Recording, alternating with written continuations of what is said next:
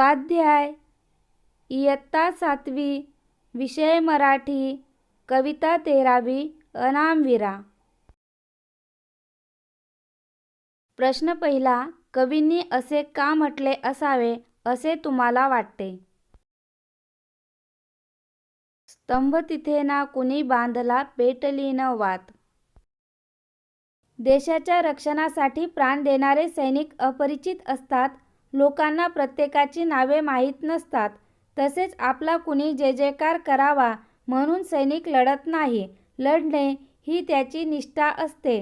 म्हणून जनतेच्या दखल न घेणाऱ्या वागणुकीवर भाष्य करताना कवींनी ही ओळ लिहिली आहे. जळावयास्तव संसारातून उठून या जाशी. सैनिकाचे जीवन असे असते की एकदा का लढाई सुरू झाली की त्याला घरातून कुठल्याही परिस्थितीत कर्तव्यास हजर राहावेच लागते. शिवाय पुन्हा कधी घरी परतणार याची शाश्वती नसते. म्हणून लढाईच्या अग्निकुंडात जळण्यासाठी तू संसाराचा त्याग करून तत्परतेने जातोस असे कवींनी म्हटले आहे. सफल जाहले तुझेच हे रे, तुझेच बलिदान. सैनिकाच्या कर्तबगारीचे यशोगीत कुणीही गायक डब घेऊन जाहीररित्या गात नाही किंवा इतिहासात त्याचे नाव कोरले जात नाही. कवी म्हणतात की या साऱ्या प्रसिद्धीची सैनिकाला गरज नसतेच. देशासाठी लढणे व लढता लढता वीरमरण पत्करणे हेच सैनिकाचे व्रत आहे. म्हणून तुझे हे बलिदान सफलच आहे असे कवींनी म्हटले आहे. प्रश्न दुसरा. खालील आकृती पूर्ण करा. देशासाठी प्राणार्पण केलेला सैनिक अनाम राहिला आहे असे कवींना वाटते, त्याची कारणे लिहा.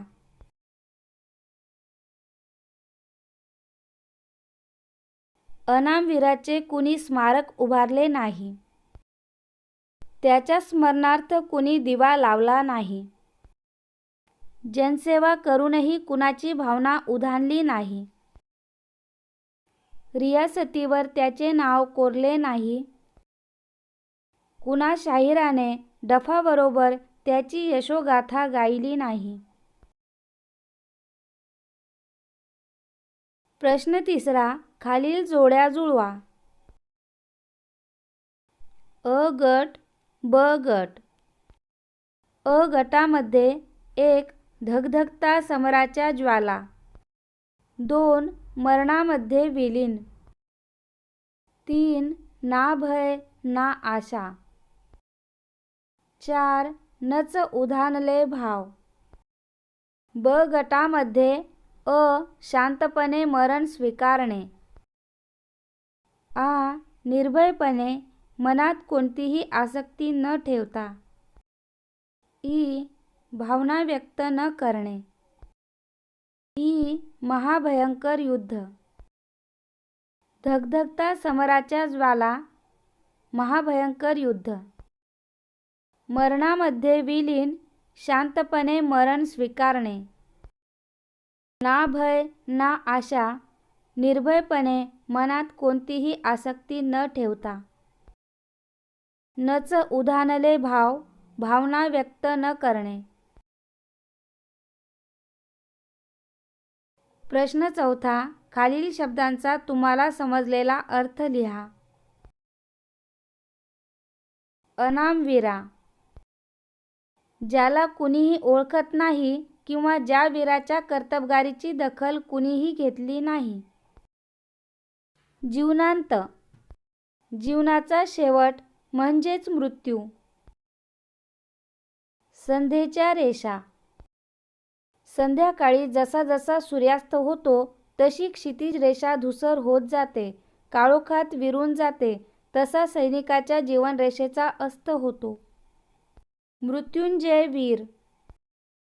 देशासाठी प्राणांचे बलिदान देणारा वीर हा मृत्यूवर विजय मिळवतो, तो चिरंजीव ठरतो. लिहिते होऊया. तुम्ही कोण होणार ते ठरवा. त्यासंबंधित खाली काही प्रश्न दिले आहेत, त्यावर विचार करा. त्या प्रश्नांची उत्तरे तयार करून त्यांचे सलग लेखन करा. मी होणार.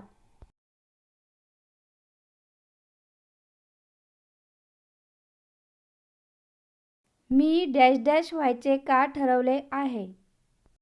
मी डॅश डॅश होण्याबाबत माझ्या कुटुंबातील सदस्यांची काय मते आहेत. डॅश डॅश होण्यासाठी मी काय प्रयत्न करणार आहे. मी डॅश डॅश बनल्यानंतर भविष्यात काय काय करणार आहे. मी मोठी झाल्यावर एक शिक्षिका होणार. शिक्षिका होऊन मला खेड्यापाड्यातील तसेच अतिदुर्गम भागातील गरजू विद्यार्थ्यांना शिक्षणाच्या प्रवाहात समोर न्यायचे आहे.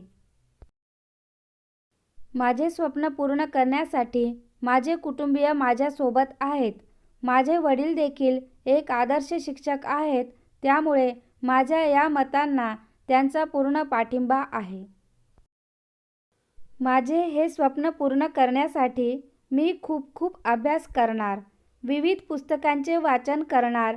विशेष म्हणजे शाहू महाराज, साने गुरुजी यांची पुस्तके वाचून त्याप्रमाणे वागण्याचा प्रयत्न करणार. यापूर्वी मी बनगरवाडी पुस्तक वाचले, ज्याद्वारे मला एक नवी दिशा मिळाली. शिक्षिका होऊन मला खेड्यापाड्यातील प्रत्येक विद्यार्थ्यांमधील चांगल्या गुणांची जोपासना करून त्या आधारे त्यांचे भविष्य उज्ज्वल करायचे आहे. त्यांच्यात माणुसकीच्या गुणांची रुजवणूक करायची आहे. एक आदर्श व्यक्तिमत्व म्हणून त्यांना जगता आले पाहिजे असा प्रयत्न करायचा आहे.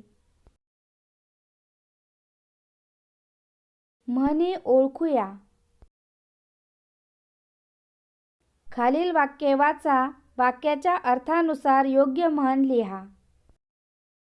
गणपतरावांकडे जोपर्यंत प्रतिष्ठेचे पद होते, धनसंपत्ती होती, तोपर्यंत त्यांच्याकडे येणाऱ्या पै पाहुण्यांचा राबता होता.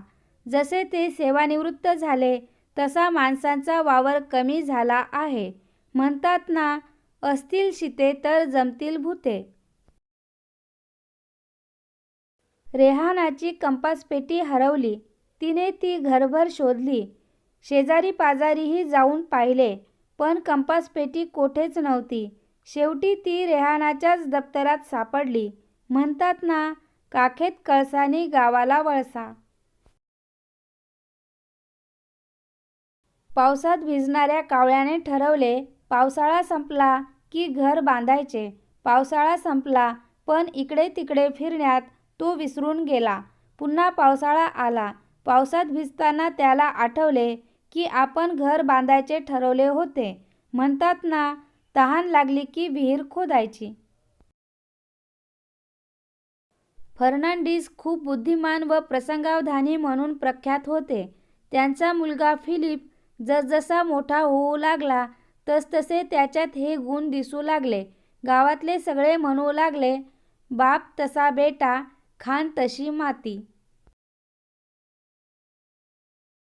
वाचा व लिहा. खालील उतारा वाचा. विरामचिन्हांचा योग्य वापर करून उतारा पुन्हा लिहा. विरामचिन्हांचा योग्य वापर करून उतारा. मुलांनो, शाळेत तुम्हाला अनेक मित्र असतात. तुमची काळजी घेणारे, तुमचे आरोग्य जपणारे असे अनेक मित्र तुमच्या सभोवती आहेत. कोण बरे आहेत हे मित्र? असा प्रश्न तुम्हाला निश्चितच पडेल. आपल्याला फळे, फुले, सावली देणारे वृक्ष, आपल्याला पिण्यासाठी पाणी देणाऱ्या नद्या, श्वसनासाठी ऑक्सिजन देणारी हवा, आपण ज्यावर निवांतपणे राहतो अशी जमीन, अर्थातच आपल्या सभोवतालचा निसर्ग हाच आपला खरा मित्र आहे. आपण समजून घेऊया. काही छोटी वाक्य तयार करून त्यातील उद्देश, विधेय ओळखा आणि त्यांचा विस्तार करता येतो का ते पहा. पाऊस पडला. पाऊस उद्देश, पडला विधेय. उद्देश व विधेय यांचा विस्तार करून तयार केलेले वाक्य काल रात्री पाऊस धो-धो पडला.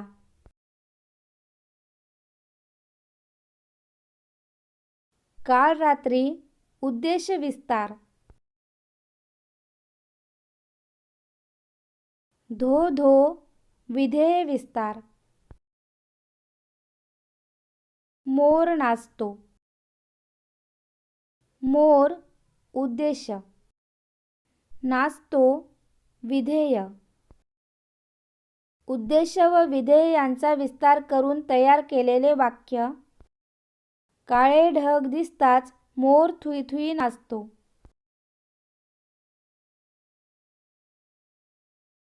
काळे ढग दिसताच उद्देश विस्तार.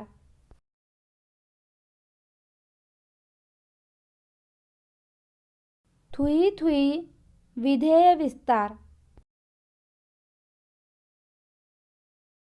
लिहिते होऊया. तुम्हाला काय करायला आवडते ते सांगा. त्यासंबंधी खाली काही प्रश्न दिले आहेत, त्यावर विचार करा व लिहा. तुमचा आवडता छंद कोणता? त्यासाठी तुम्ही दिवसभरात किती वेळ देता? माझा आवडता छंद वाचन आहे. मला थोर पुरुषांची चरित्रे वाचायला आवडतात. मी दिवसभरात 1 तास वाचन करते. तुमच्या आवडत्या छंदाबाबत तुमच्या घरातील व्यक्ती तुम्हाला कोणती मदत करतात? माझे आई-वडील मला नेहमी नवनवीन पुस्तके आणून देतात.